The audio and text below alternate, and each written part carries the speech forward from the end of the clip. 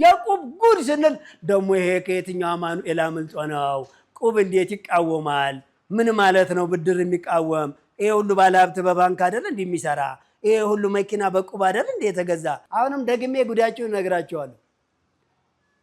የቁብና የብድር የተለያየ ትርምሽምሽ ትራዲሽናል ቢዝነስ በዘለማድ ብቻ የደነቆረ አደገኛ ሲስተም ያልገባው የአደገኛ ፋራ ማህበረሰብ ይህንን ሲስተም ይቺን ሂሳብ ጠፍታበት 20 እና 30 ዓመት በድህነት ላይ እየተጓዘ ነው። በድህነት ላይ ግን አጉል ከምንቀባችሁ እየኮረኮምናችሁ ቢገባችሁ ይሻላል።